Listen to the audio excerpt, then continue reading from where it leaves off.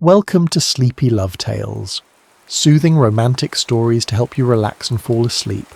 Let us know where you're listening from in the comments. If soft, heartfelt tales help you unwind, be sure to subscribe so you never miss a moment of calm. Now, let's begin tonight's story. Feathers and Ink. The air in Blackwood Cemetery always tasted of memory. It was a crisp, metallic flavour that clung to the back of Elara's throat, a blend of damp earth, decaying leaves, and the cold, unyielding patience of stone. For 2 years, this flavour had been the prelude to her ritual, the start of a pilgrimage she made every morning, rain or shine. She walked with a gentle but weary grace, her 53 years etched not in harsh lines, but in the soft, shadowed hollows beneath her eyes. Her path was a familiar map of grief, winding past the stoic angels and sleeping lambs until she reached the simple granite slab that read, "Thomas Gable, beloved husband, the music is not over." Elara never spoke to the headstone. The words felt hollow, stolen by the wind before they could land. Thomas wasn't in the cold ground, he was in the echo of a shared laugh, the phantom warmth of a hand on her back, the scent of sawdust that still clung to his old workshop. Her ritual was for her a way to anchor, the day before it drifted away. "It isn't the dead I speak to, Thomas," she thought, her fingers tracing the cool engraved letters. "It's the memory of us. The ink is for me, the words are for what remains." From the deep pocket of her wool coat she pulled a folded sheet of thick cream-coloured paper.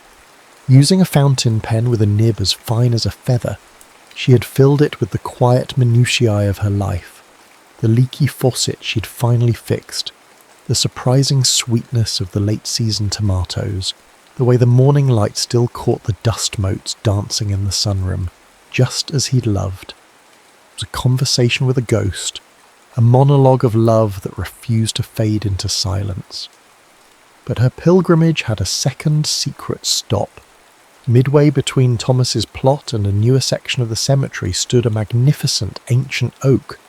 Its branches were gnarled, arthritic fingers reaching for the autumn sky, its trunk a fortress of grooved, moss-dusted bark. In its side, about heart-high, was a hollow, a smooth dark wound in the wood that had become her postbox. With a reverence that felt almost sacred, she slipped the letter inside. The hollow smelled of history, of rich soil and something wild.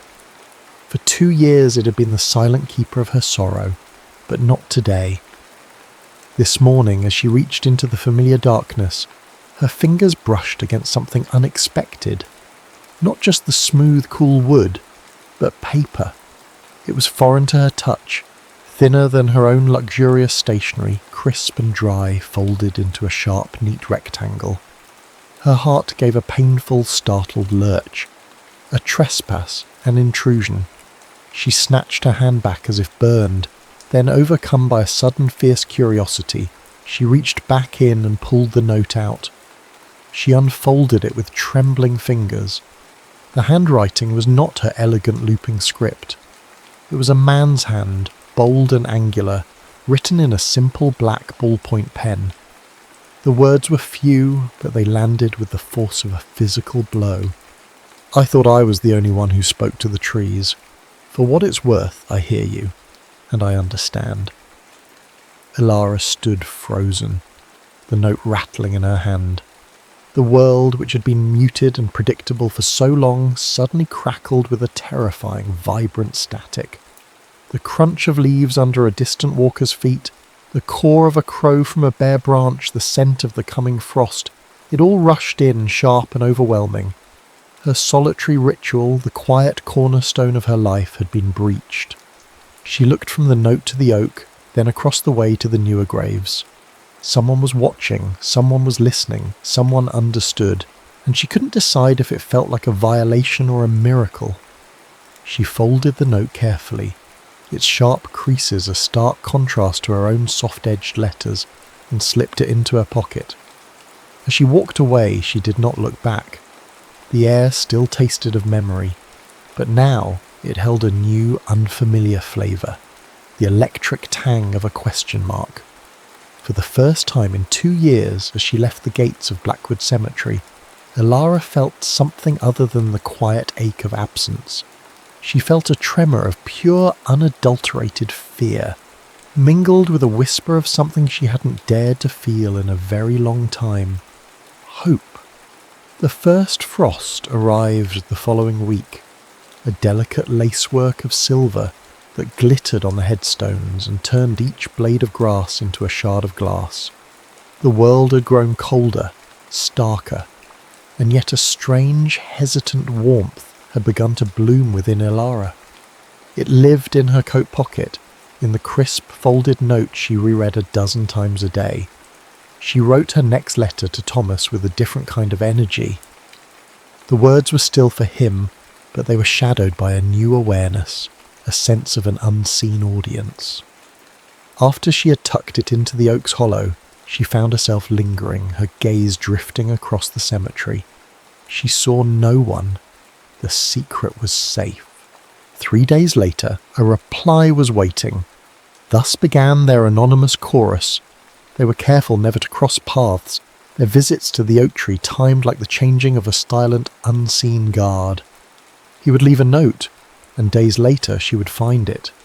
She would reply, and the space in the tree would remain empty until, one day, it wasn't.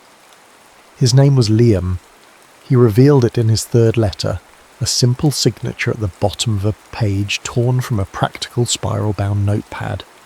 He wrote that he visited his younger sister, gone too soon. He didn't offer details, and Elara didn't ask. In return, she shared Thomas's name. They were two shores of the same quiet sea of loss, their correspondence a message in a bottle tossed between them. Their early letters were philosophical, tentative explorations of a shared landscape. They wrote of memory, of how it could be both a comforting quilt and a crushing weight. "I think grief is like a phantom limb," Liam wrote, his blocky letters marching across the page. "You know it's gone. The doctors have told you it's gone, but you can still feel it ache when the weather changes. Today, the weather is changing." Elara found herself anticipating his words, the simple, unadorned honesty of them. He wrote like a man who built things, steady and direct, while her own prose was more like a garden, full of winding paths and hidden blooms. "My husband used to say that hope was a stubborn weed," she wrote back on her thick cream paper. "You could try to stamp it out, but it would always find a crack in the pavement to grow through. For a long time my world has felt like solid, unbroken concrete. Your letters, I think, are becoming a crack in the pavement." Slowly the intimacy deepened. The anonymity became a cloak of courage, allowing them to confess the small secret shames of grieving. He admitted to feeling a flash of anger when he saw fathers walking their daughters down the aisle. She confessed that just last week she had laughed, a deep, rolling laugh at a silly joke on the radio, and the sound had been so foreign that it had immediately dissolved into tears of guilt. "My sister loved the rain," Liam's next letter read. "She said it was the sky's way of washing the world clean. She'd stand outside in it, arms wide open, and just let it soak her. Some days, I stand here and wish it would wash me clean too." Elara read his words while a cold November rain streaked down her kitchen window. She could almost see it, a young girl, vibrant and alive, welcoming the storm, and a man years later standing in the same rain, wishing for an impossible absolution. A magnetic tension was building between them, a pull born not of glances or touches, but of souls laid bare on paper. With every letter, the space between their two plots in the cemetery seemed to shrink, the ancient oak no longer a divider, but a bridge. She didn't know the sound of his voice or the colour of his eyes, yet she knew the precise cadence of his sorrow. She was beginning to realise that you could fall in love not with a person but with their words, with the shape of their heart on a page. The fear she had first felt was dissolving, replaced by a quiet, burgeoning trust. The question mark was still there, but it no longer felt like a threat. It felt like a promise. Winter arrived in earnest, burying the cemetery in a thick, sound-muffling blanket of snow. The world grew quiet, forcing its inhabitants inward. The correspondents in the oak tree too turned inward. It was Liam who made the first move into truly personal territory, his questions simple yet profound. Tell me about a perfect day with him. The request sent a tremor through Elara. A perfect day? There had been so many. How could she choose just one to offer this kind stranger? She decided on a memory from long ago, before the lines of care had settled around her eyes, before Thomas's hair had been shot through with silver. A memory that also included her sister. She wrote for hours, the ink from her feathered pen flowing like a river breaking through a dam. She described a sweltering July day 30 years ago, when she, Thomas, and her younger sister Clara had piled into their beat-up convertible for a trip to the coast. She wrote of the wind whipping through their hair, of Clara's infectious, bubbling laugh as she sang off-key to Fleetwood Mac on the radio. She described the taste of cheap roadside ice cream dripping down their hands in the heat, and the gritty feeling of sand between their toes. We felt infinite, she wrote, her heart aching with the sweet, sharp pain of the memory. Lying on that beach, with the sun on our skin and the whole of our lives stretching out before us, we were immortal. Clara found a jay feather, a brilliant sash of blue, and tucked it into her hair like a crown. She looked like a wild queen. She painted the day in vivid, sun-drenched colour, deliberately omitting the darkness that had fallen on the ride home. She folded the letter, a thick, multi-page confession of a perfect stolen moment, and left it in the snow-dusted hollow of the oak. Liam's reply was delayed. For a week, the hollow remained empty. The silence felt heavy, oppressive. Elara's mind raced. Had she shared too much? Had her portrait of happiness been too painful a reminder of his own loss? When his letter finally appeared, it was a single sheet, the handwriting tight, almost constricted. The tone had shifted from gentle camaraderie to something haunted. Your letter was beautiful, Elara. It sounds like a day I would have wanted for my own sister. She was so full of life like that, always chasing the sun. He then wrote about her, about how she died too young, on her way home from a trip with her best friend. Elara's breath caught. A cold dread, slow and creeping, began to prickle at the edges of her consciousness. It was 30 years ago, he wrote, on a back road not far from the coast.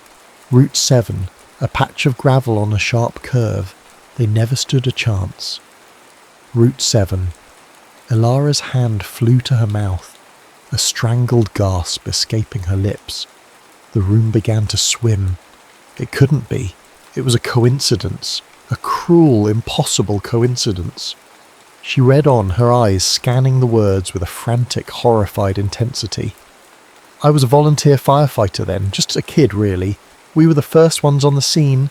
I pulled a girl from the passenger seat before it was too late for anyone else. I never knew her name. I just remember the feather she had tucked in her hair. It was blue. The pen dropped from Elara's numb fingers, clattering onto the floor. The deafening silence of the snow-covered world outside rushed in, filled with the ghost of a scream she hadn't let out in 30 years. The jay-blue feather. Her feather. Clara's best friend, Liam's sister. He didn't just understand her grief. He had been there at its birth. He had held it in his hands. The letter lay on the polished surface of her writing desk, an ordinary object that had detonated her world. Elara stared at it, the neat, angular script now looking like jagged shards of glass. Liam. The man whose words had become a lifeline, whose quiet empathy had coaxed a stubborn weed of hope to grow in the barren soil of her heart.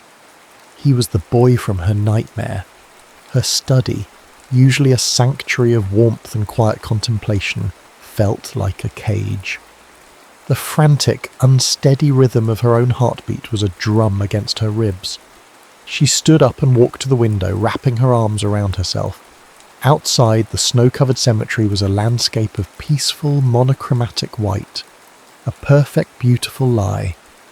Beneath that pristine surface lay a history of violence and sorrow, a truth that now connected her to Liam in the most intimate and horrific way imaginable. He saved me. The thought was a physical shock, a jolt of lightning that lit up the darkest corners of her memory. She could suddenly feel the terrifying scrape of metal, smell the acrid smoke, taste the blood in her mouth, and through the haze of pain and confusion, she could see a face, young, terrified but determined, a boy leaning into the wreckage, his hands reaching for her. "I've got you," he'd said, his voice cracking with adrenaline and fear. "Just hold on, he saved me, and for 30 years I've carried the ghost of the girl he couldn't. His sister, Clara's best friend Sarah. Her mind was a storm. How could it be? How could fate be so cruel and so kind in the same breath?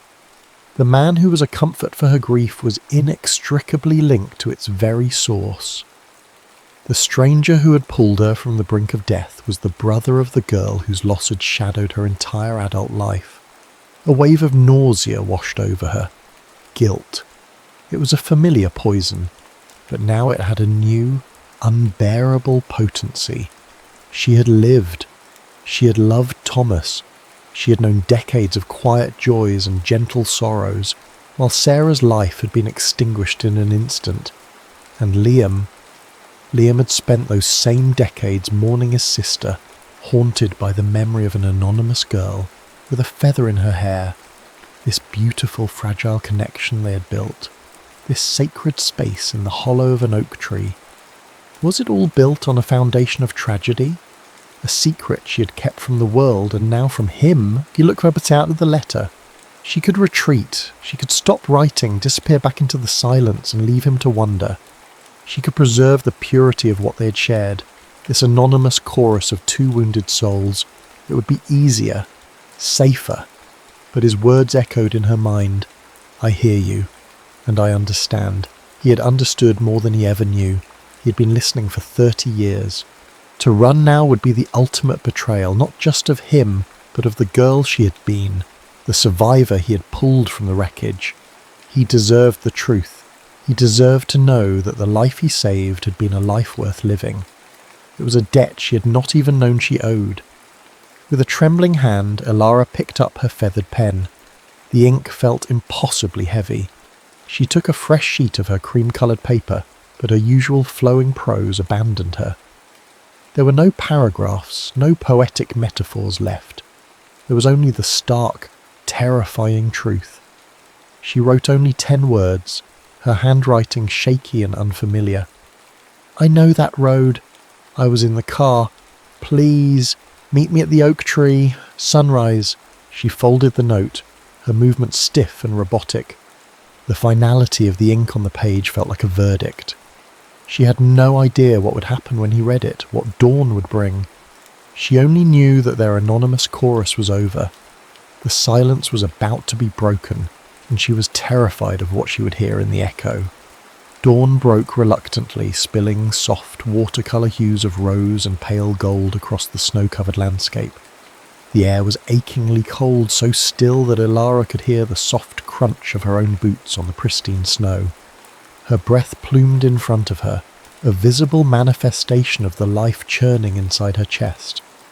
She stood by the oak tree, her hand resting on its rough ancient bark, drawing strength from its silent endurance. She saw him approach from the far side of the cemetery, a solitary figure moving through the rows of sleeping stones, a silhouette against the burgeoning light. As he drew closer, her heart hammered against her ribs, a frantic wild bird beating against its cage. This was him, Liam, a man she knew intimately and not at all. He stopped a few feet away. He was tall, with a quiet intensity in his posture, his face weathered by time and sorrow, but his eyes were kind. They were the eyes of the boy who had reached for her in the darkness. A long heartbeat-like sealant stretched between them, thick with 30 years of unspoken history. The air crackled with it. He looked at her, truly looked at her, and a flicker of recognition, of a memory buried deep beneath decades of grief, crossed his face. It wasn't a sudden dramatic realization, but a slow, dawning comprehension, like the sunrise itself. He didn't need to ask. His voice, when it came, was raspy, full of a fragile wonder. "The feather," he said, the 2 words holding the weight of a lifetime. Elara could only nod, a wave of emotion so powerful it stole her breath. Tears she had held back for 30 years finally fell, hot against her frozen cheeks. They weren't just tears of sorrow, but of gratitude, of catharsis, of an impossible, painful beauty. There were no grand speeches, no dramatic retelling of that terrible day. They didn't need to. The trauma was a chasm between them, but they chose not to fall into it.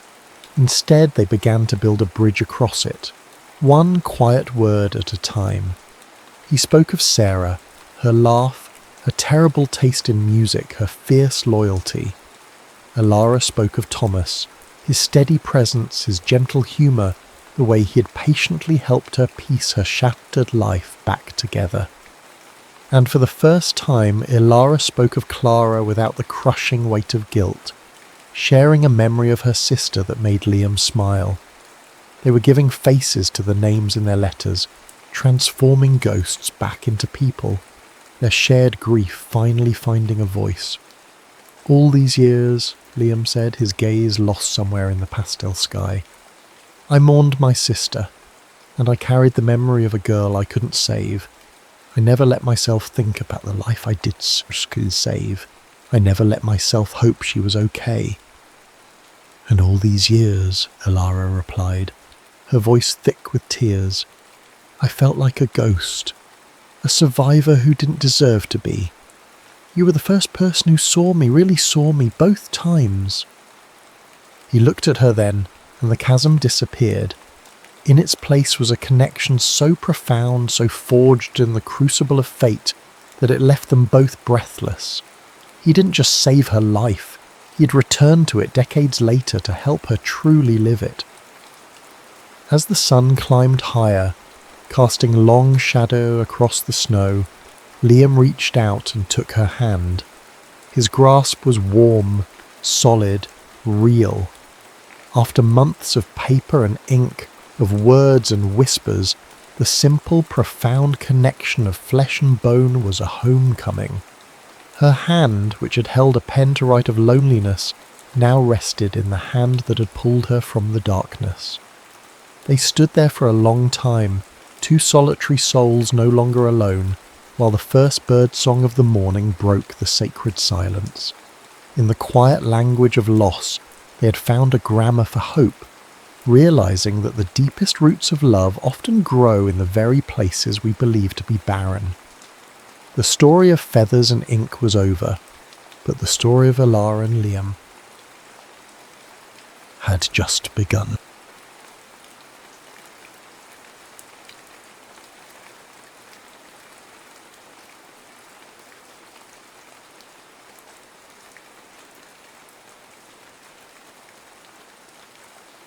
The world had shrunk to the size of a window pane. Beyond the leaded glass, a thick white fog pressed in, erasing the line between the sea and the sky, swallowing the jagged peaks of the Kiraeng that was supposed to be the main attraction. For 10 days, the Isle of Skye had been nothing but a ghost of itself, a place of muted sounds and blurred edges. It suited Alessa's mood perfectly. Her husband, Marco, had called it a convalescence. "The clean air will do you good, my love," he'd said, his voice laced with the practical concern that had defined their marriage. "The city smog suffocates you. Go, breathe." But the air here wasn't clean. It was heavy, saturated with salt and damp and the smell of wet earth. It filled Alessa's lungs with the same oppressive weight that had settled on her spirit. The illness had receded, leaving behind a profound weakness, a weariness that seeped into her bones. Worse, it had stolen her words. The poet in her had gone silent, leaving only a hollow ache where rhythm and metaphor used to live. She sat in a worn armchair, a tartan blanket over her knees, and watched her neighbour. His cottage was a near identical twin to hers, a squat stone building hunkered down against the wind, no more than 50 feet away. He was a myth wrapped in shadow, an American, the innkeeper had told her, a photographer, Elias, a name as solid and spare as the man himself. He moved with a heavy, deliberate stillness, as if the very air he displaced was a burden. Most days he would sit on his own porch, methodically cleaning the lenses of his camera, the brass and steel components gleaming even in the diffuse light. Then he would sling the worn leather strap over his shoulder and walk directly into the fog, disappearing completely.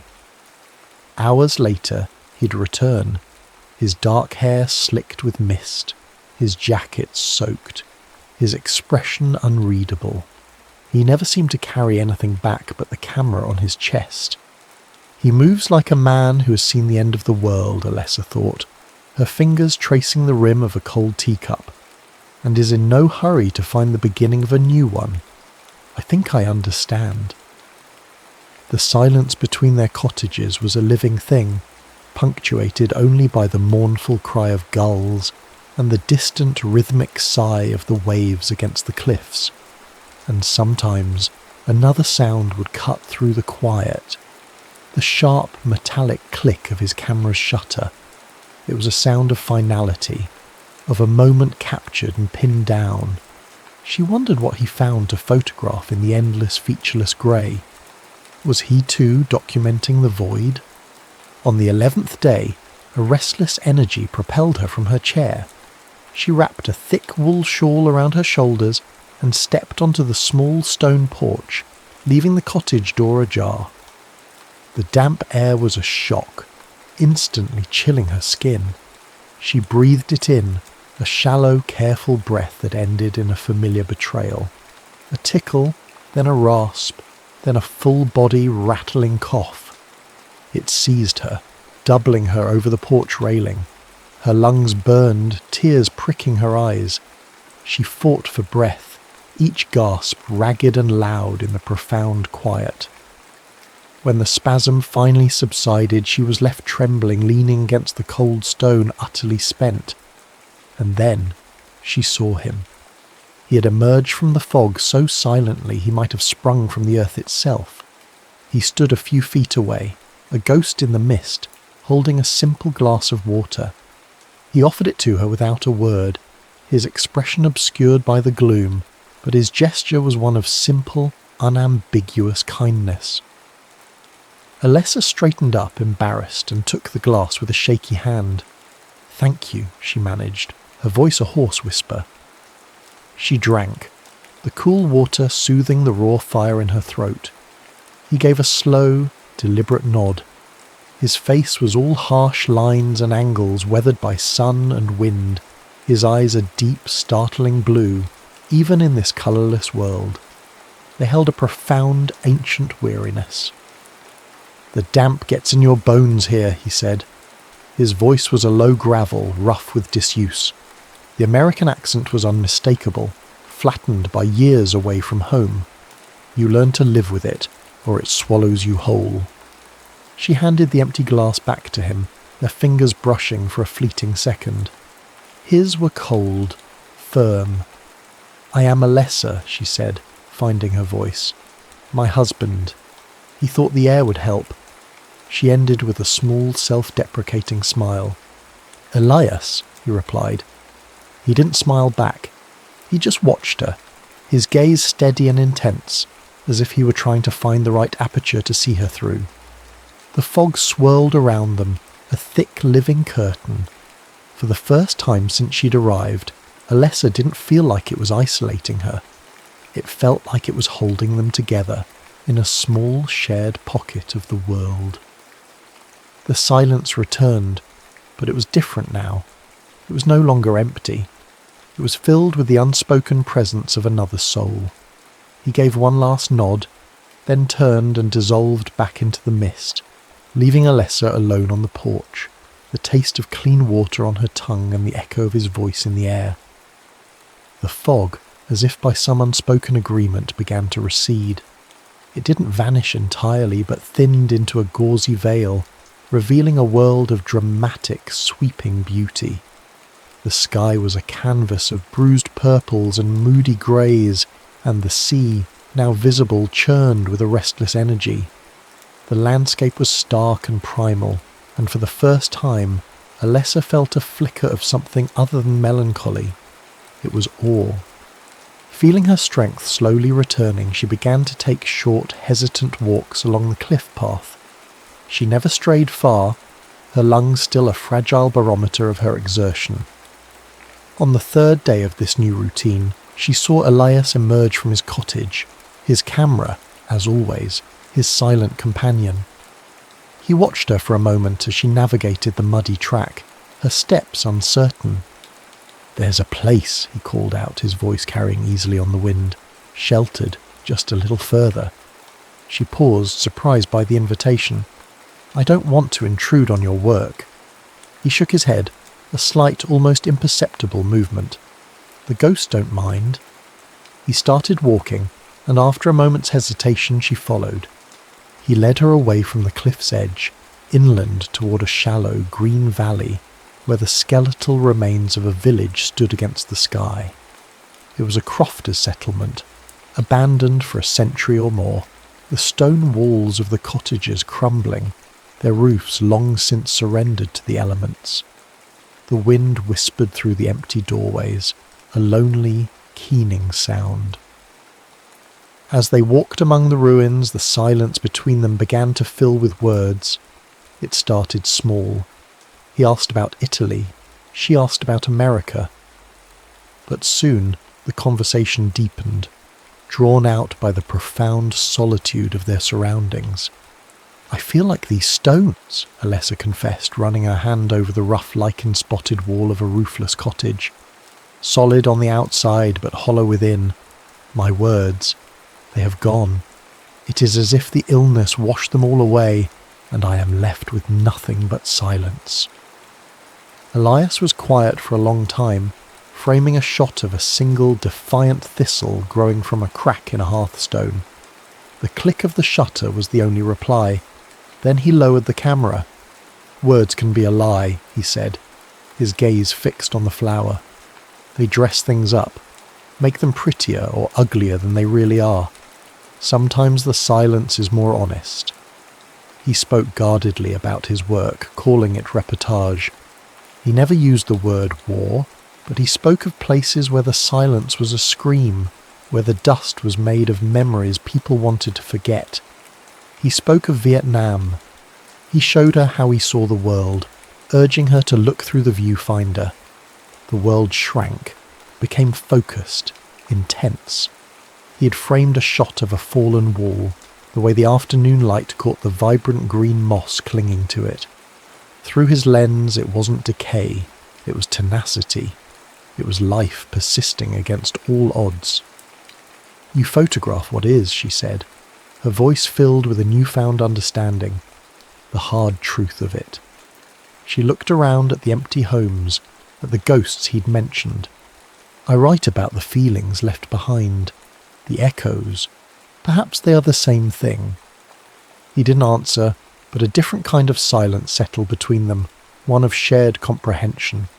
She began to tell him stories, inventing lives for the families who had once warmed their hands by these cold hearths.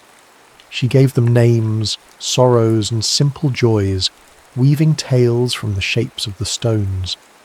He listened, his expression softening, the harsh lines around his eyes easing.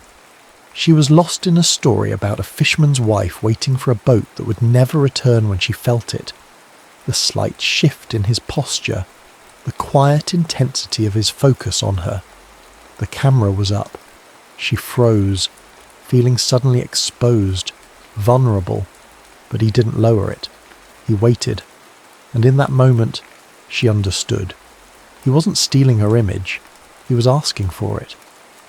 Slowly she relaxed, turning her face slightly toward the weak sunlight, letting him see what he wanted to see. Click. Later that evening there was a soft knock on her door. It was Elias. In his hands was a photograph, the paper still curling slightly, the chemical scent of the dark room clinging to it. It was her. She took it, her heart thudding a strange, unfamiliar rhythm. It was a portrait, but not like any she had ever seen. He had captured her in the ruins, her hair tossed by the wind, her face pale, but there was no trace of sickness in her eyes. Instead, he had found a flicker of the fire she thought had been extinguished. He'd seen the storyteller, the survivor. He had seen a strength she had forgotten she possessed. It was the most intimate, most honest gesture anyone had ever offered her. I've spent years documenting destruction, Elias thought, as he walked back to his own dark cottage. He could still feel the warmth of her fingers where they'd brushed his. How do you photograph something being rebuilt? How do you photograph hope without it feeling like a lie? He looked back toward her cottage, where a single, warm light now burned against the encroaching twilight. The storm arrived without warning. One moment, the sky was a brooding canvas of grey. The next, the heavens opened. Rain fell not in drops, but in solid, wind-driven sheets, battering the small cottage. The wind howled like a hungry wolf, rattling the window panes in their frames. Alessa stood watching the sea, now a furious churning cauldron of white foam, when the lights flickered twice, then died, plunging the room into a deep, disorienting gloom. The cold crept in almost immediately. She was fumbling for matches to light the paraffin lamp when a sharp, insistent knock came at the door. It was Elias, a dark silhouette against the tumultuous grey of the storm, his jacket already plastered to his frame. "My fire is lit," he shouted over the roar of the wind. "It's warmer. Come." It wasn't a question. It was a statement of fact, an offer of sanctuary. She grabbed her thickest shawl and followed him across the churning, muddy ground between their cottages. His cottage felt instantly different from her own. Where hers was tidy and impersonal, a rental space, his was intensely, chaotically his.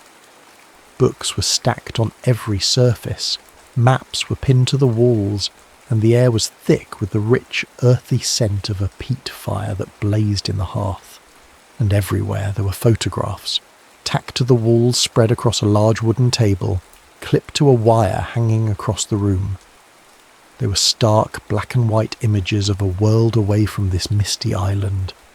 A soldier's haunted eyes, a grieving mother's silent scream, a city street turned to rubble. It was a gallery of human suffering, captured with a devastating, unflinching honesty. The weight of his past was here, in this room, a silent, powerful testimony. The storm raged outside, sealing them in. The fire crackled and spat, casting dancing shadows on the walls, making the frozen faces in the photographs seem to flicker with life. The air between them was electric, charged with all the things they hadn't said. Forced into this raw proximity, there was nowhere left to hide. Alessa's gaze landed on one particular photo, set apart from the others on the mantelpiece. It was smaller, quieter, but somehow more devastating than the rest. It wasn't of a person, but of a single, worn-out child's shoe, half buried in the mud of a flooded road. "Tell me about this one," she said, her voice barely a whisper. Elias stared into the flames, his jaw tight. For a long moment she thought he wouldn't answer. When he finally spoke, his voice was low and strained, stripped of its usual defences. "Vietnam," he said. "A village near the delta. We were moving through after a sweep. There was nothing left, just mud and silence. I saw the shoe and thought, that's the story. That's all that's left. So I took the picture." He paused, swallowing hard. "Then I saw her, the little girl. hiding in a ditch. She had no shoes. She was just staring at me. He finally turned to look at Elara, his blue eyes shimmering in the firelight, raw with a pain that time had not touched. "They give you medals for watching," he said, his voice cracking, "for being invisible. But you're never invisible. You carry every face with you. I took the picture, and then I walked away. I was a vulture, picking over the bones." The confession hung in the air, heavy and raw. Elara didn't offer him pity or empty platitudes. She offered him the only truth she had. "We all have our ghosts, Elias." She moved closer, her shoulder almost brushing his. "My husband, Marco, he's a good man. He loves the woman I was, the one who hosted dinner parties and laughed at all the right moments. But he's afraid of the woman I'm becoming, the one who is quiet, the one who is breaking. My great fear isn't dying. It's living a life that is only half lived, a beautiful, empty room." In that shared darkness, their separate pains found a common language. He saw her fear of fading away, and she saw his agony of having seen too much. He reached out, his calloused fingers hesitating for a fraction of a second before they gently, reverently, traced the line of her jaw. His touch was a question, a plea, a confession all at once. She leaned into his hand, her eyes closing. The raging storm outside was a distant echo of the tempest inside her. This was wrong, and yet it was the only thing that had felt right in months, perhaps years. It was inevitable. In the flickering firelight, he leaned in and kissed her. It was not a gentle kiss. It was desperate and deep, a collision of loneliness and longing. It tasted of salt and rain and peat smoke, a kiss born of storms both inside and out. It was the breaking of a long, painful silence, and in the shelter of his cottage, with the wind screaming outside, Elara felt for the first time truly safe. The storm broke as suddenly as it had begun, leaving the island scrubbed clean, dripping and gleaming under a sky of impossible blue. The air was crystalline, and the sun, a rare and precious gift, poured down like liquid gold. It felt like the world had been remade, and in a way it had. The boundary they had crossed in the firelit darkness of Elias's cottage had changed everything. The tentative curiosity had been replaced by a current of intimacy that flowed between them, as tangible as the light breeze. An unspoken giddiness took hold, a feeling of joyful, reckless abandon. "We can't waste a day like this," Elara said, her face turned up to the sun, a genuine, radiant smile transforming her features. "It feels borrowed." "Then we should spend it well," Elias replied, the ghost of a smile touching his own lips.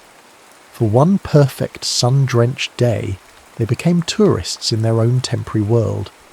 He drove them in his battered Land Rover, the windows down, the fresh, clean air whipping through the car. They were no longer the poet with no words and the photographer with no voice. They were just a man and a woman, alive and together under a brilliant sky. He took her to the fairy pools where the water ran with a magical turquoise clarity over a bed of smooth stones. They took off their shoes and waded into the icy stream, their laughter echoing in the glen. He showed her how to work his camera, how to frame the world, how to find the light. She was a natural, her poet's eye translating easily to the visual medium. She captured a shot of him, unawares, his face relaxed in a way she'd never seen before and felt a possessive thrill. Later, sitting on a sun-warmed rock, she pulled a pen and a paper napkin from her pocket. The words that had been locked away for so long came flooding back, not in a torrent, but in a slow, clear stream. She wrote a short, simple poem about light and water and the startling blue of a stranger's eyes. Without rereading it, she folded the napkin carefully and pressed it into his hand. "For your collection," she said softly. He tucked it into his shirt pocket over his heart without looking at it. The day felt stolen, a perfect incandescent bubble of time. They shared stories of their childhoods, hers in a bustling, sun-baked Naples apartment, his in the vast, empty plains of Nebraska. They created a history for themselves that consisted of only this single perfect day. As afternoon bled into evening, he drove them to Niced Point. They walked the long, steep path down to the lighthouse, a stark white tower standing sentinel at the very edge of the world. They sat on the grass, watching the sun dip below the horizon, painting the sky in fiery strokes of orange and pink. It was breathtakingly beautiful and achingly finite. Then, as the last sliver of sun vanished, the lighthouse came to life. A brilliant white beam sliced through the deepening twilight, sweeping across the sea, over the cliffs, and across their faces in a slow, rhythmic pulse. Light, then dark, light, then dark.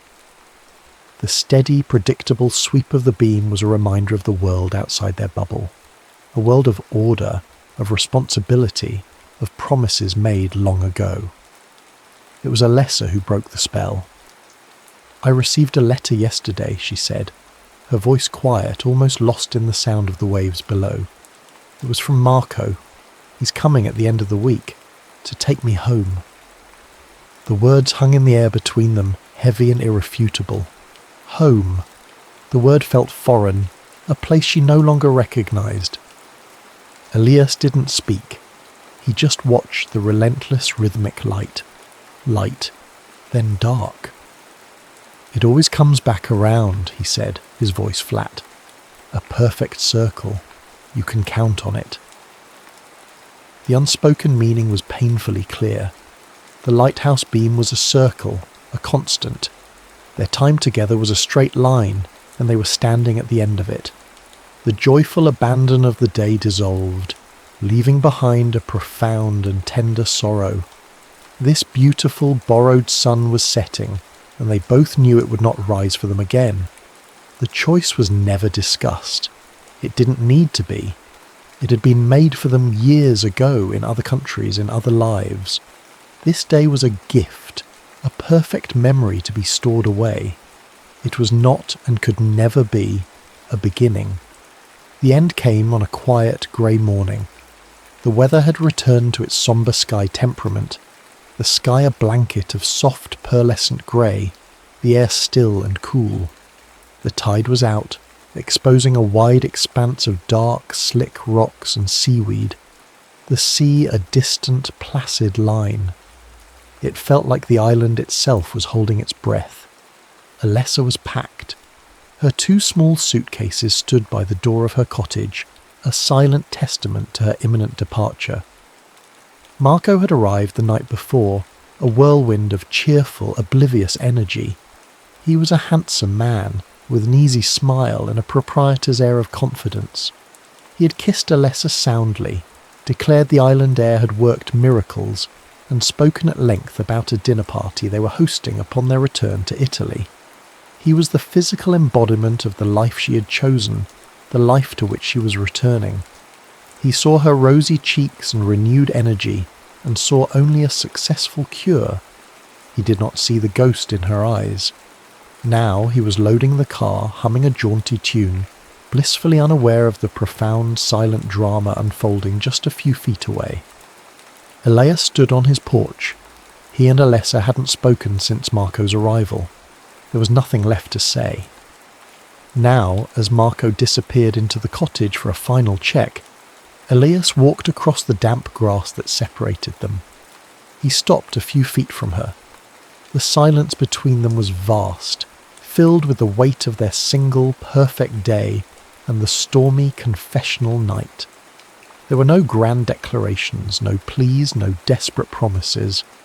Theirs was a connection that had existed outside of language, and it would end the same way. It was a moment of profound, painful understanding. He held out his hand. In it was the photograph he had taken of her in the ruins. The black and white print was stark and beautiful.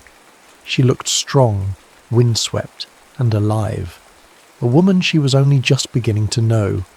"Something to remember the light," he said, his voice low and rough. Her hand trembled as she took it. She reached into the pocket of her coat and pulled out the small folded napkin. The ink of the poem was slightly smeared. "And you," she whispered, her voice thick with unshed tears. "Something to remember the words." She pressed it into his hand. It was an exchange of the parts of themselves they had reawakened in each other. Her rediscovered strength, his broken silence. "Thank you," she said, the words a bare breath of sound, "for the quiet and for the storm." He gave a single sharp nod, his blue eyes holding hers for a long final moment. In their depths she saw the ruins, the storm and the sun. She saw everything. Marco came back out, smiling. "All set, my love." He put a proprietary arm around her shoulder and guided her to the car. She did not look back. Elara stood motionless as they got in, as the engine started, as the car pulled away, its tyres crunching on the gravel drive. He didn't move until the car was a small speck disappearing down the winding road. Some stories you don't tell, he thought, his hand closing around the fragile paper in his pocket. You just live them, and that has to be enough. He slowly raised the camera that hung, as always, from his neck. He looked through the viewfinder, his vision blurring for a moment. He didn't aim it down the road where she had gone. He focused on the empty porch of her cottage, on the simple wooden chair where she had sat watching the fog. He focused on the empty space, a perfect composition of loss and memory. The shutter clicked, a final quiet punctuation mark at the end of their story. For the rest of their lives, on opposite sides of the world, neither would ever hear the cry of a gull or feel the sea mist on their face without remembering the choice they made. Not for a lifetime, but for a moment that was, in its own way, enough.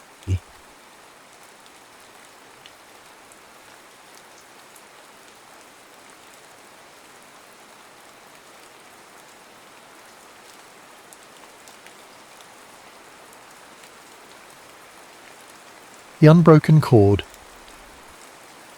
The air in the gaslight cafe was a thick, smoky soup, a concoction of stale cigarette ghosts, spilled beer, and the feverish, almost holy energy of youth on the brink of changing the world.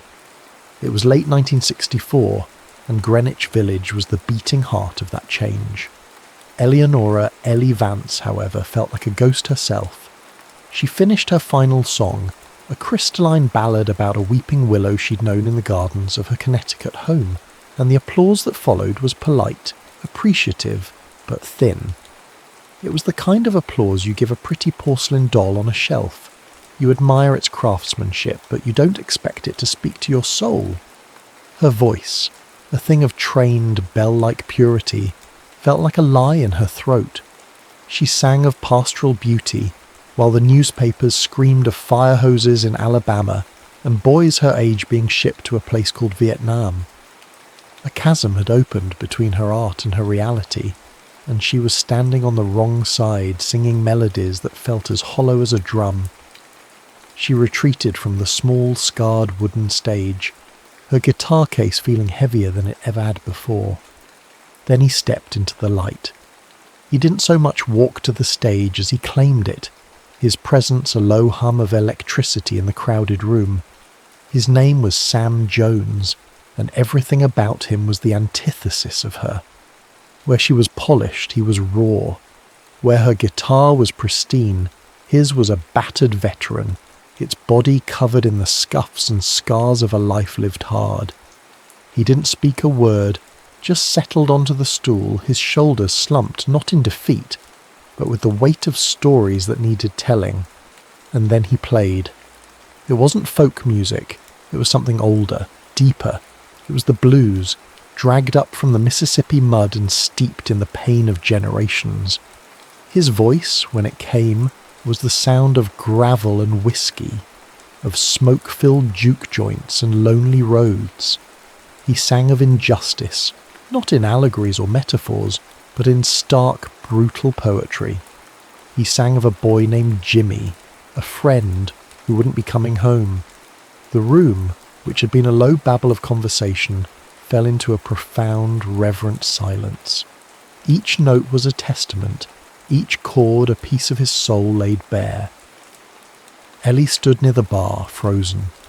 He sings like he's lived 1,000 lives, she thought, a knot tightening in her chest, and every single one of them was harder than mine. What can I possibly offer a voice like that? His music wasn't just heard, it was felt. It was a physical force that rearranged the air, that made the comfortable uncomfortable and the complacent stir. When he finished, the silence held for a beat, a collective breath, before the room erupted in a roar of applause that was visceral, earned. Later, Sal, the club's owner, a shrewd man with a cigar permanently attached to his hand and an ear for what sold, cornered them both by the bar. "You," he said, jabbing the cigar toward Ellie, "you've got the voice of an angel, pure, clean, commercial." He then turned to Sam. "And you've got the fire, the grit. People are scared and they're angry. They want to hear that." He looked between them, a glint in his eye. "I want you to write together. Her polish, your guts, it's lightning in a bottle." Sam snorted, looking Ellie up and down.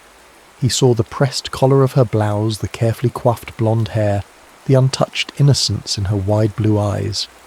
"I don't think she and I are singing the same language, Sal." "Then learn," Sal grunted before walking away. The air between them crackled. Ellie, stung by his dismissal but also drawn by the undeniable power of his performance, found her voice. "I thought your use of the dominant seventh was interesting. A little unrefined, but effective." Sam gave a humourless laugh, shaking his head as he leaned against the bar. He smelled of the road, of cigarettes and something else, something like wood smoke and earth. "Unrefined? Honey, where I come from, we don't have time to refine things. We're too busy trying to survive them." He looked at her, his dark eyes holding a challenge. "A pretty song about a willow tree won't stop a billy club, sweetheart. You have to be willing to get your hands dirty, to bleed on the page." His words were a punch, knocking the wind out of her carefully constructed world. He saw right through her, to the hollow place where her art should have been. The tension was immediate, a dissonant chord struck between two instruments that had no business being in the same orchestra. And yet, beneath the friction, something else resonated. A magnetic pull, a shared, unspoken understanding that the music they made alone was no longer enough. The world was changing, and they, whether they knew it or not, were about to change with it. The rain fell in steady grey sheets, washing the grime from the city streets and streaking the window panes of Ellie's small brownstone apartment. Inside, the world was one of quiet order. Books were stacked neatly, a metronome ticked with unshakable precision on her piano, and the air was clean, smelling faintly of lemon polish and old paper. It was a sanctuary of control, a world away from the chaotic energy of the gaslight. When Sam knocked, the sound was an intrusion. He stood on her doorstep dripping, his denim jacket soaked dark, his guitar case shedding water onto her welcome mat. He looked even more out of place here than he had at the club, a wild, untamed thing in her meticulously curated life. The awkwardness from their first meeting clung to him like the damp, a silent guest in the room. "Sorry about the floor," he mumbled, gesturing with his thumb at the small puddle forming at his feet. "It's just water," Ellie said, though her fingers twitched with the urge to wipe it up. They tried to work. They sat opposite each other, her at the piano, him on a delicate chair that seemed too small to hold him. It was a disaster. She'd offer a complex soaring harmony, a cascade of notes learned through years of classical training, and he would just shake his head. "Too many words, too many chords," he'd say, his voice a low rumble. "You're hiding the truth." He'd counter with 3 simple, powerful chords on his guitar, chords that felt like a foundation, like bedrock. but he had no melody for them, only a rhythm, a pulse. Frustration mounted. The steady tick-tock of the metronome seemed to mock their lack of progress. They were speaking different languages just as he'd predicted. She saw music as a thing of beauty and structure. He saw it as a tool, a weapon. Finally Ellie stood up, walking to the window and watching the rain blur the world outside. The silence stretched, filled only by the metronome and the drumming of water. "My father says this music will only bring trouble," she said softly, her back to him. "That it's unladylike. But silence feels like a betrayal, doesn't it?" Sam didn't answer immediately.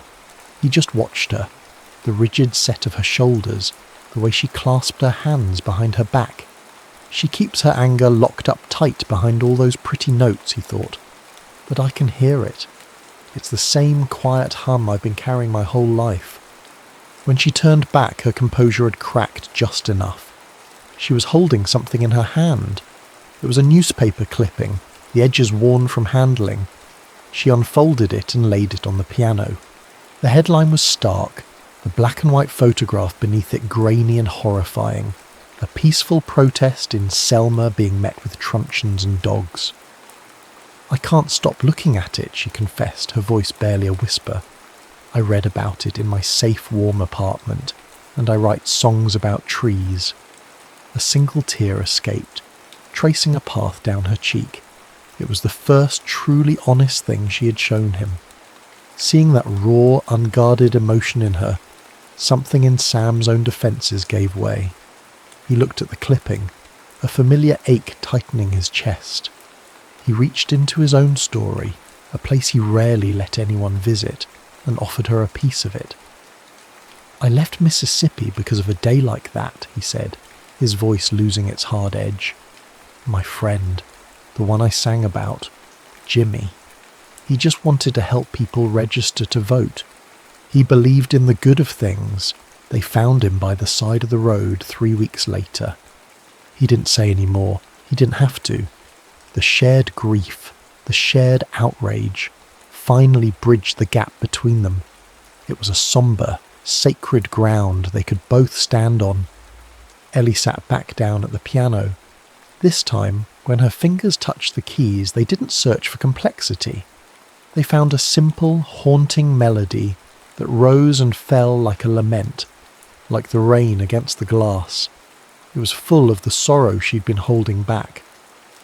Sam picked up his guitar. He listened to her melody, and then he began to play. His 3 chords were no longer just a raw foundation. They were an anchor for her grief. He found the words, stark and real, drawn from the well of his own pain but shaped by the new, shared understanding. They wrote about the cold cobblestones of a city street, about the sound of marching feet, about a cry for justice that was lost in the sirens. His gravelly voice intertwined with her clear, aching soprano. His raw power found its focus in her melodic grace. Against the backdrop of the rain, in the quiet of her orderly room, they created something new. It wasn't his song, and it wasn't hers. It was theirs. As the last note faded, they looked at each other over the neck of his guitar. The rain had stopped. The metronome had been forgotten. And in the quiet space between them, a new rhythm, fragile and hopeful, had begun. The recording studio was a lie, but it was a beautiful one. Tucked in the back of a dusty record shop on Bleecker Street, it was a small claustrophobic room where the walls were lined with grey, dented egg cartons, a futile but heartfelt attempt at soundproofing. Wires snaked across the floor like electric vines, and the air, thick with the smell of hot vacuum tubes and old dust, was electric with possibility. This was where music was born, where ghosts were captured on magnetic tape. Their first song, Cobblestone Cry, had been a whisper that was turning into a roar. It was being played on college radio stations from Berkeley to Boston, a bootleg recording of their first performance that had taken on a life of its own. Now, Sal had booked them 2 days in this makeshift studio to capture the lightning he'd seen and record a follow-up. They worked with a frantic, feverish energy, fueled by lukewarm coffee and a shared, driving sense of purpose. Sleep became an afterthought. The world shrank to the dimensions of this room, to the space between the notes. They worked in a proximity that was both professional and profoundly intimate. Sam would lean over Ellie's shoulder to point out a chord progression, his hand brushing her arm, sending a jolt through her that had nothing to do with the faulty wiring. She would reach across him to make a note on a lyric sheet, her hair falling across his cheek, the scent of her, clean and fresh like lavender, momentarily overwhelming the mustiness of the room. The small space became charged with an unspoken tension, a harmony that existed just beneath the music they were making.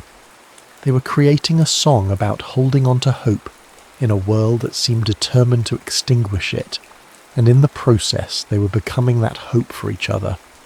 On the second night, well past midnight, they were in the control booth, a closet-sized space dominated by a large hulking tape machine. They were listening to a playback of the final take. Murray, the engineer, a man who seemed to communicate only in grunts and head nods, had stepped out for a cigarette. The music filled the darkness. Ellie's voice, pure and soaring, was wrapped around Sam's, a lifeline of melody holding his raw, aching lyrics. The final chord hung in the air, a perfect resonant blend of their two souls, before fading into the soft hiss of the tape. Silence. It was a profound silence, heavy with the emotional weight of what they had just created together. It was their pain, their anger, their fragile hope, all woven into 3.5 minutes of sound. In the dim glow of the VU meters, Ellie could see the emotion etched on Sam's face. His usual guard was down, stripped away by exhaustion and the raw power of their own creation.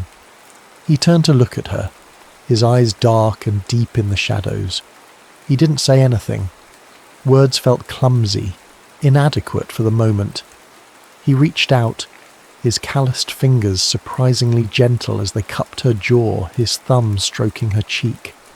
The touch was electric, a current that ran straight to her core.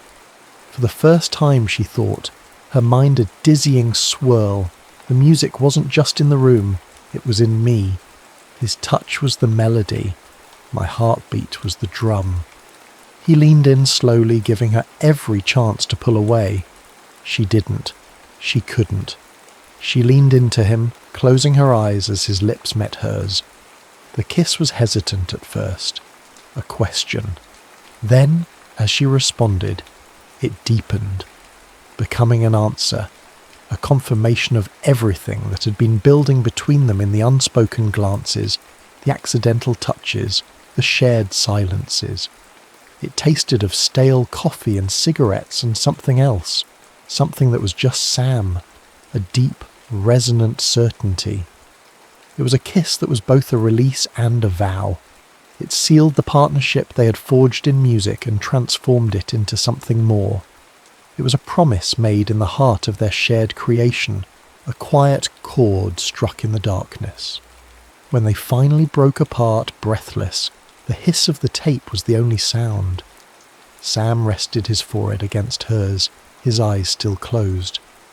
"That," he whispered, his voice raspy with emotion, "that's the one note we've been missing."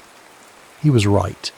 It was the crescendo they had been building toward all along, a perfect, terrifying, beautiful note that would change the key of their lives forever.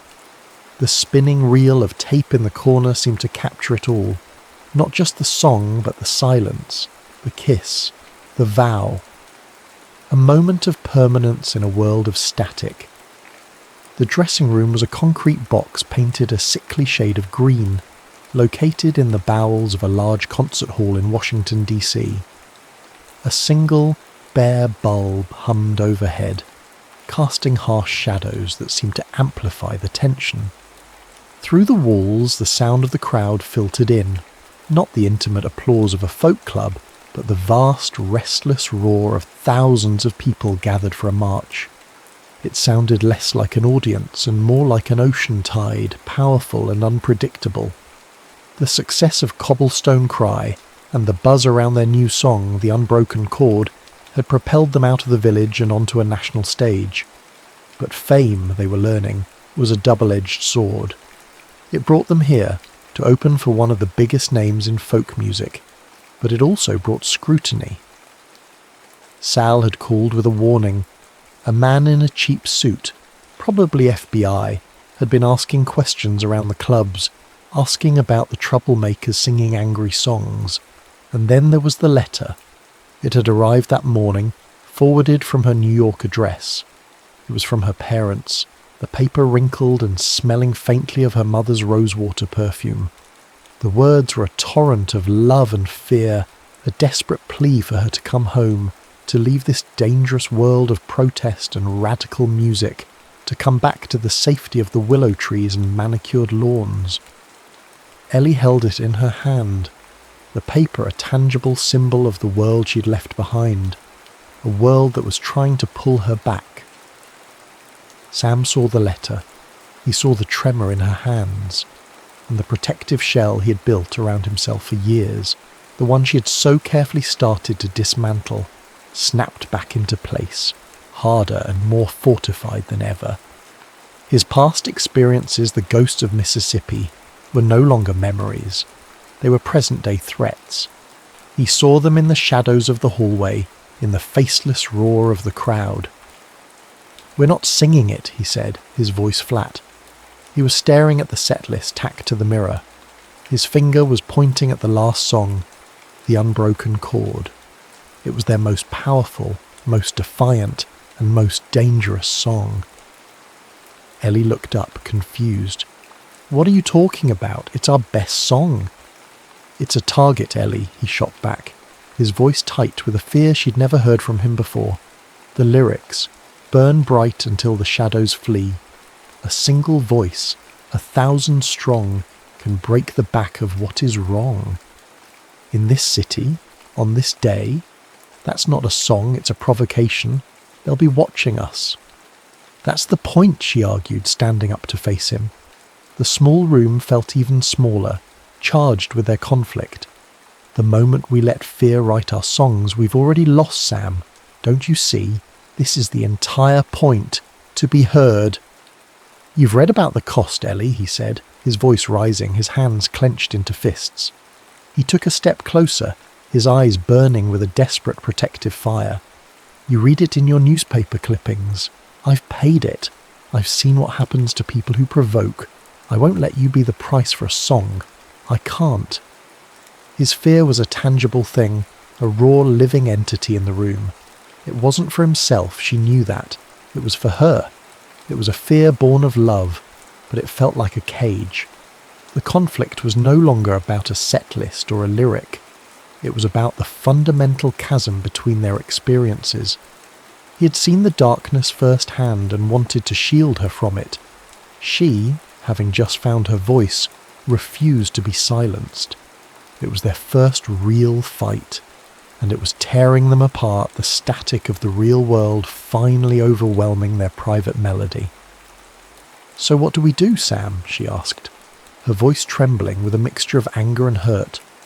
"We go out there and sing about willow trees." The barb hit its mark. He recoiled as if struck. The love that had bloomed in the quiet intimacy of her apartment and the dark of the recording studio was now being tested under the harsh glare of reality. He loved her enough to want to silence her, and she loved him enough to refuse. The roar of the crowd outside swelled, a countdown to a choice that felt impossible. The glare of the spotlights was blinding, a wall of pure white heat that erased the thousands of faces in the crowd, turning them into a single breathing entity of shadow and sound. The tension from the dressing room followed them onto the stage, a third unwelcome presence. It was in the rigid set of Sam's shoulders, in the way Ellie's fingers felt slick on the neck of her guitar. They played their first two songs, their voices and instruments in perfect practiced harmony, but their eyes carefully avoided each other. The performance was flawless, professional, and completely hollow. The connection that had made their music transcendent was gone. replaced by a painful, echoing silence. Then came the final slot in their set, the moment of truth. Sam looked at Ellie, his expression a storm of conflict. He wanted to protect her. He wanted to honour their truth. The two desires were at war within him. He gave a small, almost imperceptible shake of his head, a final silent plea. Then he turned to the microphone and started the simple, unassuming intro to Cobblestone Cry. It was the safe choice, the song that had made them, but the one that wouldn't break them. Ellie watched him, her heart aching. She could follow his lead, sing the familiar words, and let their defiance die here, on this stage, a casualty of fear. She could choose safety, or she could choose the woman Sam had helped her become. She met his gaze across the stage, pouring every ounce of trust, of love, of conviction she possessed into that single look. Then she took a breath. Ignoring his melody, she leaned into her microphone, and with a voice that was clear and steady despite the tremor in her soul, she began to sing. A single match in a darkened room. It was the opening line of the Unbroken Chord, the forbidden song, the song of truth. A wave of shock rippled through the audience who had been expecting their hit. Sam's fingers faltered on his guitar strings, the chord dying with a discordant buzz. He stared at her, his eyes wide. This was it, the choice, laid bare for thousands to see. He looked out at the vast sea of faces, people holding signs, people hungry for a voice. He saw their hope, their anger, their fear. It was the same hope and fear that lived inside him. He looked back at Ellie. She was still singing, her eyes locked on his, trusting him to catch her. She was not the porcelain doll he had met months ago. She was fire and steel. She was brave. A slow smile touched the corner of his lips, a look of pure, unadulterated pride. He closed his eyes for a single beat, and then he changed chords. His fingers found the powerful driving progression of their anthem. He joined her, his voice meshing with hers, not in defeat, but in triumphant surrender. Their harmony, reborn in this act of mutual defiance, was more powerful than it had ever been. It soared over the crowd, a declaration not just of political conviction, but of their faith in each other. It was a musical vow renewed under the glare of the spotlights. The performance was transcendent, a moment where love and purpose became one and the same. The roar that followed was not just applause, it was a chorus of solidarity. Much later, as the first hint of dawn painted the Washington sky in shades of bruised purple and soft grey, they stood by the Lincoln Memorial reflecting pool. The city was quiet now. The energy of the march faded into an exhausted, hopeful peace. The water was a perfect still mirror, reflecting the monument and the vast, quiet sky. They were bone-weary, but the tension between them had dissolved, replaced by a profound, unshakable calm. Sam reached out and took her hand, his calloused fingers lacing through hers. "My whole life," he said, his voice soft in the pre-dawn stillness. "I've only ever sung about what was lost. With you, I'm finally singing about what's worth fighting for." Ellie leaned her head on his shoulder, the rough denim of his jacket a familiar comfort. We didn't know what tomorrow would bring, another hit song or a government file, but his hand was in mine, and for the first time the future felt less like a threat and more like a song we had yet to write. He didn't promise her it would be easy. He didn't promise her safety. He promised her something better. He promised they would face the static together, a two-part harmony against the noise. In an age of noise and fury, their love was not a quiet shelter from the storm, but the most defiant song of all.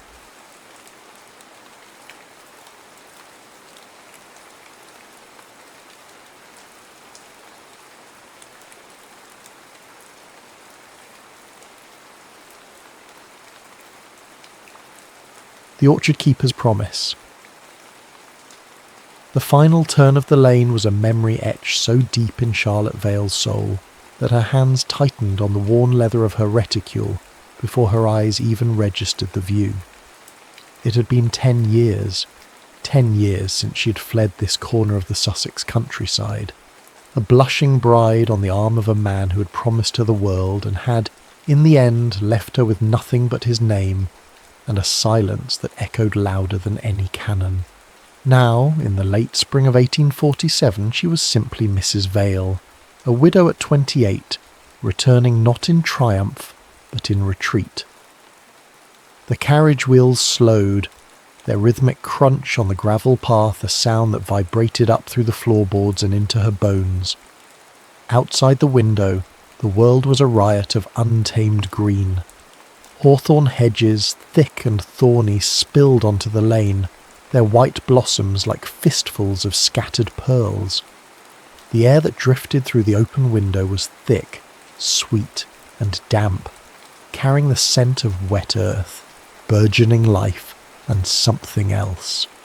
The faint, ghosting perfume of apple blossoms. Her heart gave a painful thud. Home, or what was left of it. After the driver had unloaded her modest trunks, leaving them like sentinels by the sagging gate, the carriage rattled away, its departure sealing her in a profound quiet. She was alone. Before her stood her late uncle's legacy, a 2-story stone cottage, its windows dark and watchful, and beyond it, the orchard. She walked towards the trees, the hem of her grey morning dress whispering against the tall, wet grass. The air here, it remembered her, even if she had tried so hard to forget. Every rustle of the leaves felt like a whisper of the girl I once was. The orchard was a wreck, a beautiful, tragic wreck.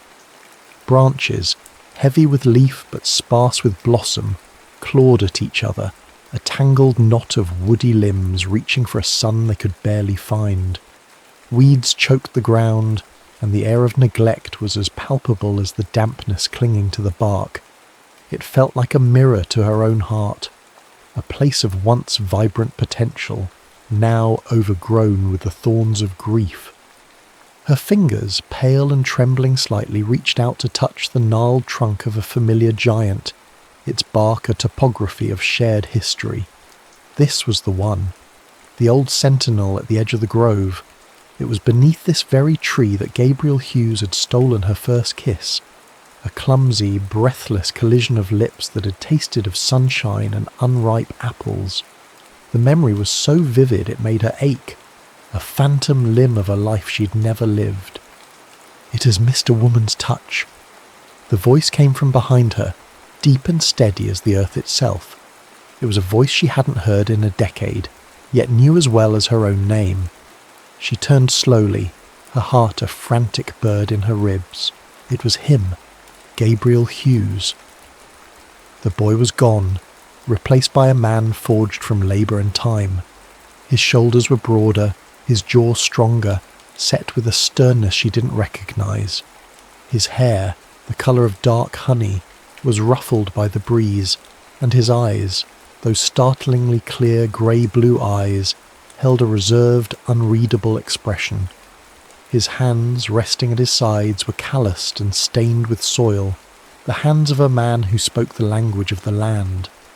He held no hat, a sign of respect that felt both practised and strangely intimate. "Gabriel," she breathed, the name a soft puff of air. "Mrs. Vale," he corrected gently, his gaze unwavering.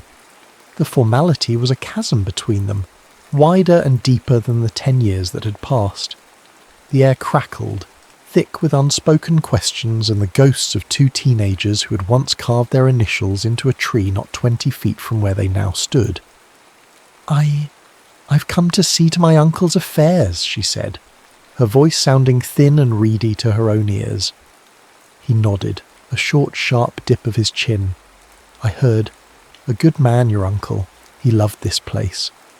His eyes swept over the tangled branches, a flicker of something, sadness perhaps, or frustration, crossing his features. "The old place needs a firm hand, Miss Vale." He caught himself, a faint flush creeping up his neck. Charlotte. The trees have been waiting. The use of her given name, even as a correction, was a spark in the heavy air. It was a slip, a glimpse of the boy beneath the stoic farmer. He offered no apology, simply stood there, a solid presence against the backdrop of decay. I wouldn't know where to begin, she confessed, a wave of despair washing over her. The task felt monumental, impossible. He considered her for a long moment, his gaze taking in her sensible but impractical dress, her pale city hands, the weary slump of her shoulders. He seemed to see not just the woman she was, but the girl she had been, and the gulf that lay between the two. I can help, he said. It wasn't a question. It was a statement of fact, a gesture that felt less like a neighbourly kindness, and more like a duty he was compelled to fulfill. If you'll have me, for your uncle's sake. For your uncle's sake. The words were a careful boundary, a line drawn in the dirt between them. She knew she should refuse, that his presence here would only stir memories best left buried, but looking at the wild, broken orchard, feeling the profound weight of her own solitude, she knew she couldn't. She needed help. She needed him. Thank you, Gabriel, she said, her voice barely a whisper. I would be most grateful. He gave another short nod. The matter settled. And as he turned to point out a branch afflicted with canker, explaining the remedy in his low, steady voice, Charlotte felt a fragile tendril of hope unfurl within her. It was a terrifying, exhilarating feeling. The orchard was in ruin, and so was she. But perhaps, just perhaps, together they could learn to grow again. The days that followed fell into a rhythm dictated by the sun and the needs of the trees. It began with the sound of Gabriel's steady footfalls on the path just after dawn, and it ended with the long shadows of evening striping the orchard floor. Their silence at first was as thick as the overgrown underbrush they cleared. It was a silence of history, of things left unsaid, of a path cruelly diverged. But the work became their bridge. They didn't speak of London or her late husband, or the years he'd spent toiling on his family's neighbouring farm. Instead, they spoke of the earth. Gabriel taught her the arcane language of the orchard, the difference between a water sprout and a fruit-bearing spur, the telltale signs of root rot, the delicate art of grafting new life onto old stock. His voice, once so guarded, would soften when he spoke of the trees, a quiet passion burning through his reserve. Charlotte, in turn, proved a dedicated student. She found a strange solace in the physical ache of the labour. Pruning the dead wood felt like clearing the cobwebs from her own soul. Her hands, once soft and pale, became scratched and calloused, and she wore the dirt beneath her fingernails like a badge of honour. She was no longer just a widow in mourning. She was a woman at work, fighting for something to live. One sweltering afternoon, she was wrestling with a particularly stubborn branch on a gnarled pippin tree. It was dead wood, thick as her wrist, and refused to yield to her saw. Frustration pricked at her, sharp and hot. "You're fighting it," Gabriel's voice said, close behind her. She hadn't heard him approach. Let the saw do the work. He stepped forward, his body close enough that she could feel the heat radiating from him. He reached around her, his large soil-stained hands covering hers on the handle of the saw. The contact was a bolt of lightning on a clear day, a jolt of pure, unadulterated awareness that shot up her arms and settled, warm and fluttering, in her chest. His skin was rough against hers, his presence solid and overwhelmingly male. For a breathless moment, neither of them moved. The world seemed to shrink to that single point of contact, the sounds of the orchard, the buzzing bees, the rustling leaves, fading to a distant hum. He guided her hands, his voice a low murmur against her ear. Slow, steady strokes. Find its rhythm. Together they moved the saw back and forth, and the dead branch finally gave way with a satisfying crack, thudding to the ground below. They sprang apart as if scalded, the space between them suddenly charged with a tension that had nothing to do with stubborn branches.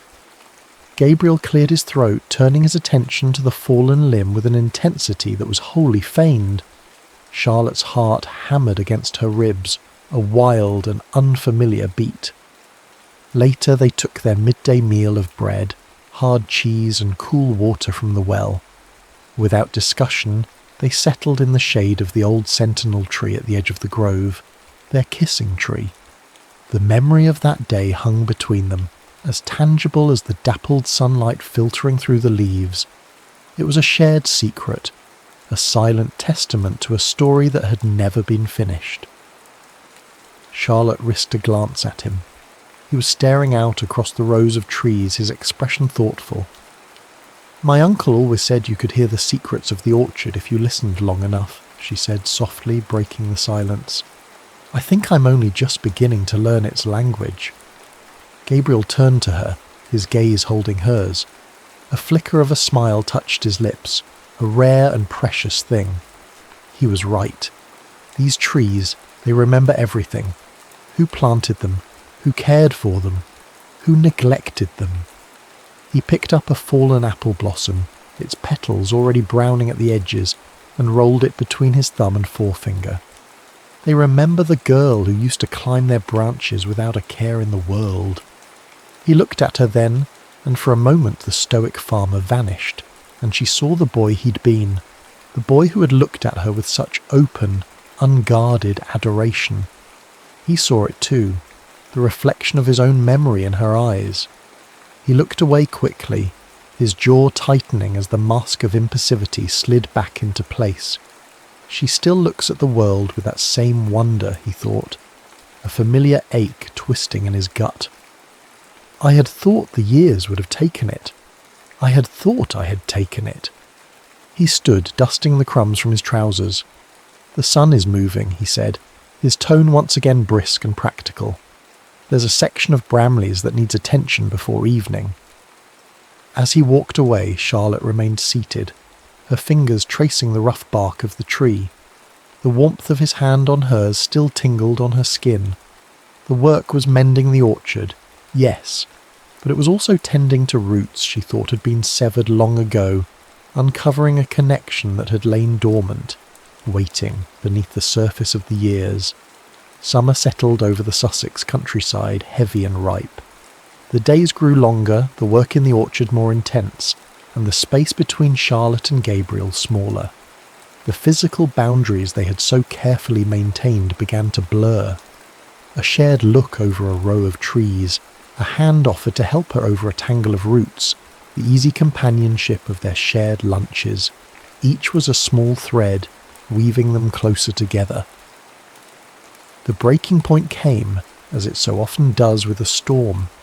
It rolled in from the west one afternoon, a bruised purple mass of clouds that swallowed the sun and turned the vibrant greens of the orchard to a sombre, brooding grey. The first drops of rain were fat and lazy, splattering against the dusty leaves. Then the heavens opened. A torrential downpour descended, turning the orchard paths to rivulets of mud and plastering their clothes to their skin in seconds. "The cottage!" Gabriel yelled over the roar of the rain, grabbing her hand. His grip was firm, urgent, and she didn't hesitate. They ran, laughing breathlessly like children, splashing through puddles until they tumbled onto the stone porch of the keeper's cottage, dripping and gasping for air. Inside, the small space was dim and smelled of old paper, wood smoke, and damp stone. The rhythmic drumming of rain on the slate roof was a constant hypnotic beat, enclosing them in a world of their own. The storm showed no signs of abating. They were trapped. To combat the chill, Gabriel built a fire in the hearth, his movements efficient and sure. The flames caught, casting a warm, flickering glow across the room, painting his strong features in shades of orange and gold. While he worked, Charlotte, seeking to busy her hands, turned to a dusty wooden chest in the corner, her uncle's old records. She sat on the floor by the fire, the chest open before her, and began sorting through the contents. Ledgers filled with her uncle's spidery script, receipts for feed and tools, and a bundle of letters tied with a faded ribbon. Curiosity piqued, she untied them. They were drafts of letters from her uncle to her father, written nearly 9 years ago.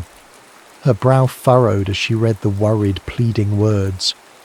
"I must implore you to reconsider," her uncle had written. "The Hughes family are good people, honest farmers.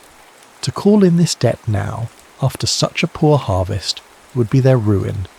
It is a debt of honour, I understand, but surely compassion must temper justice." A cold dread trickled down Charlotte's spine. She read on, her uncle's words painting a picture of desperation. He wrote of Gabriel's father, a proud man forced into a terrible position.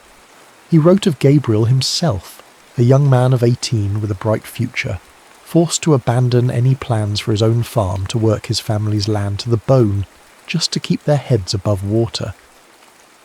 She looked up, the letters trembling in her hand. Gabriel was watching her, his face a stony mask, but his eyes were dark with a storm of their own. He had seen the letters.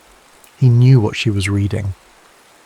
"The summer before I left," she whispered, the pieces clicking into place with sickening clarity.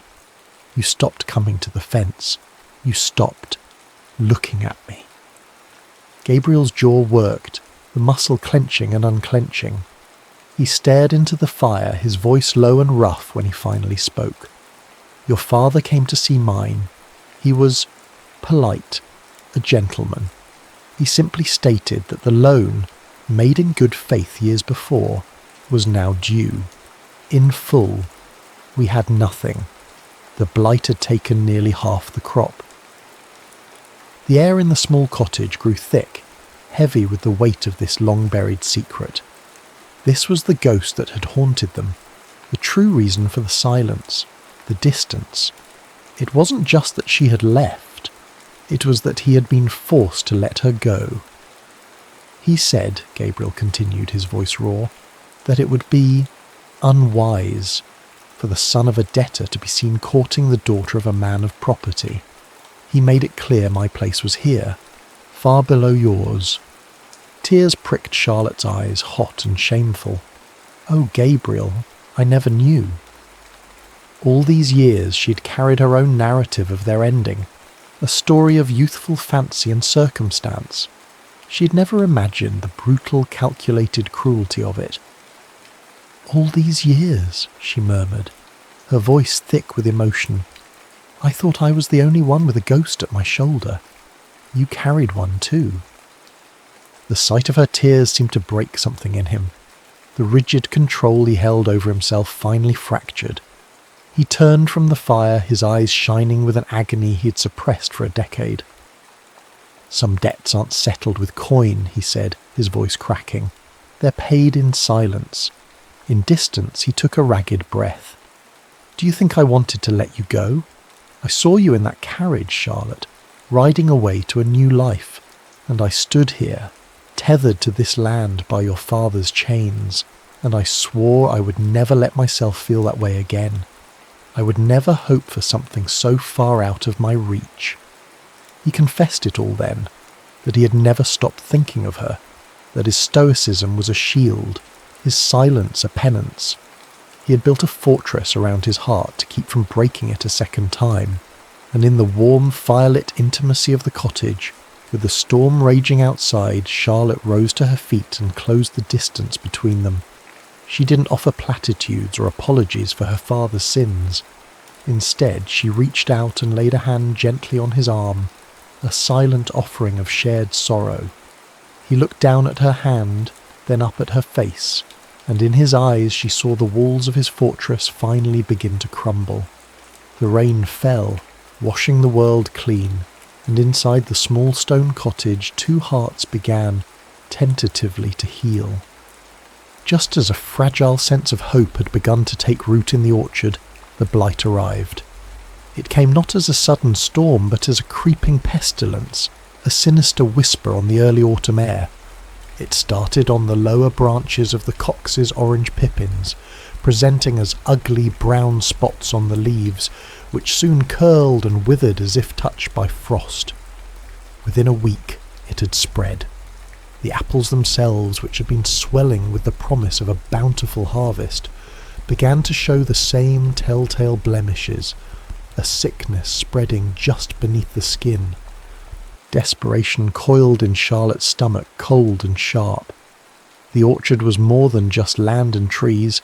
It was her solvency, her purpose, her one tangible link to a future she was trying to build. To lose it now, after they had poured so much of themselves into its revival, felt like a uniquely cruel twist of fate. The village, which had been watching her progress with a mixture of curiosity and suspicion, began to whisper. Old resentments against her proud London family surfaced like weeds. "It's a cursed plot," she overheard one woman mutter at the market. "Pride comes before the fall, they say." The words stung, isolating her further, but she was not alone. The crisis which could have driven them apart instead forged Gabriel and Charlotte into a singular, determined force. The blight was not a ghost of the past they had to navigate. It was a physical enemy, a tangible threat they could fight together. All his reserve vanished, replaced by a fierce, protective energy. "We won't lose it," he stated, his jaw set, his eyes blazing with a fire she'd never seen. "Not this. I won't let you lose anything else." His knowledge of the land became their greatest weapon. He showed her old remedies passed down through his family, a pungent spray made from copper and lime, the importance of burning the afflicted leaves to halt the spread. Their days became a frantic race against the creeping decay. They worked from sunrise until the last light failed, their hands and clothes perpetually stained, their bodies aching with a weariness that went bone deep. The true test came during a week of damp, chilling weather that the blight seemed to thrive on. Gabriel announced they would have to light smudge pots, small, smoky fires, throughout the night to raise the temperature around the trees and ward off the damp. That night was a descent into a smoky, surreal hell. The air grew thick and acrid, burning their throats and making their eyes water. The orchard, which had been a place of burgeoning life, was transformed into a hazy, fire-lit battlefield. They moved like wraiths through the smoke, their faces smudged with soot, their movements economical and synchronized, born of shared purpose. They didn't need to speak. A look, a nod, a shared glance was enough. In the deepest hour of the night, with the moon a hazy smudge behind the smoke, they paused for a moment near the centre of the grove, leaning against each other in their shared exhaustion. The world was silent save for the crackle of the small fires and their own ragged breathing. In the flickering, uncertain light, Charlotte looked at Gabriel. The soot on his face couldn't hide the deep lines of fatigue around his eyes, or the fierce determination in his gaze. All the barriers between them, the years, the secrets, the class divide, had been burned away, leaving only this raw, profound connection. In the face of ruin, I felt no fear, she thought, a sense of wonder cutting through her exhaustion. There, with his hand in mine, amidst the smoke and the dying leaves, I had never felt more alive. Almost unconsciously she reached out, her fingers gently brushing a smudge of soot from his cheek. It was an act of simple, unguarded tenderness. He stilled, his breath catching. Then he captured her hand, not pulling away, but pressing her palm flat against his cheek, holding it there. He closed his eyes, leaning into her touch like a man starved for comfort. The gesture was his surrender. It was his choice. In that smoky, desperate night, he was no longer the boy forced to stand aside, but the man choosing to stand with her, to fight for her. He opened his eyes, and the look he gave her held all the words he'd never been able to say. He would not let her fall. They would face this, and whatever came next, together. The air was thick with smoke, but for the first time, they could both see their future clearly. The battle against the blight was not a decisive victory, but a hard-won truce. They lost a portion of the crop, but they saved more than they lost. The apples they harvested were smaller, some slightly blemished, but they were theirs, wrested from the brink by sheer will and shared labour. Charlotte, with Gabriel's help, spent weeks pressing cider and baking pies, her small cottage kitchen filled with the warm, spicy scent of cinnamon and cooking apples. When the night of the annual village harvest festival arrived, the air was crisp and clear, smelling of wood smoke and frost. The village green was a galaxy of bobbing lanterns, casting a warm, celebratory glow on the faces of the community. In the centre of it all, on a long trestle table, sat Charlotte's offerings, golden-crusted pies and jugs of dark amber cider. When people tasted them, their expressions of surprise, then delight, were a balm to her weary soul. She had not just saved a harvest, she had earned a place. Then the fiddler struck up a lively country dance. The music was a joyful, foot-stomping tune that seemed to pull everyone into its orbit. Charlotte watched from the sidelines, a small smile on her face, feeling a sense of peace she hadn't known in years. She felt a presence beside her and turned to see Gabriel. He looked different tonight, washed clean of soot and soil, wearing a simple but clean shirt. He had always held himself apart at these village functions, a quiet observer on the periphery. But tonight, his eyes were fixed on her. Without a word, he held out his hand. It was no longer the hesitant, careful hand of their early days. It was a firm, confident, open invitation. Her heart leaped. Taking his hand was more than just accepting a dance. It was a public declaration. She placed her hand in his, and his fingers closed around hers, warm and sure. He led her into the swirling throng of dancers. They moved together with an effortless grace, as if they had been dancing together their whole lives. He swung her out, and she laughed, a genuine, full-throated laugh that felt like a release. As he drew her back in, his arms securely around her waist, their eyes met over the heads of the other dancers. In the warm lantern light, they were the only two people in the world. The whispers of the village gossips faded away, replaced by the triumphant music of the fiddle.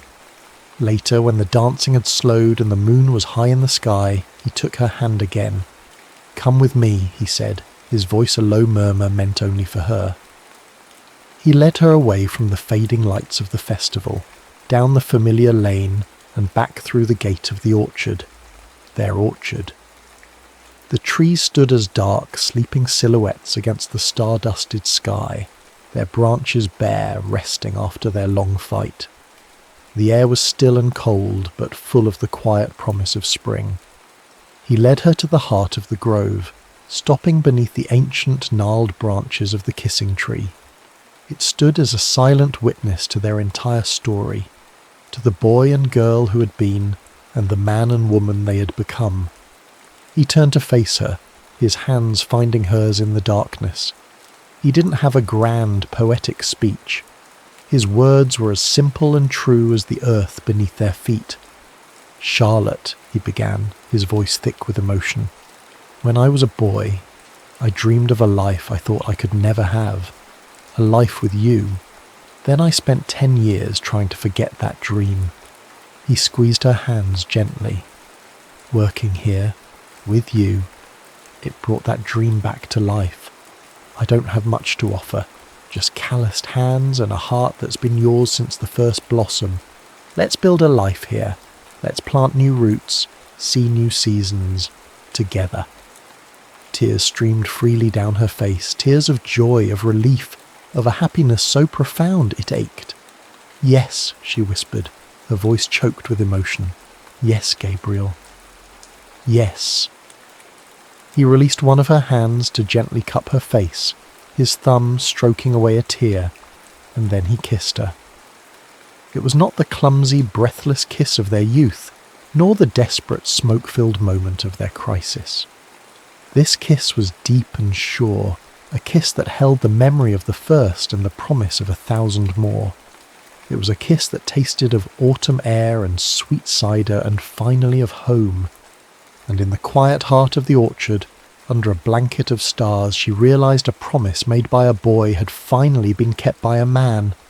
A promise not of a life without winter, but of a love strong enough to tend the roots and wait always for the spring.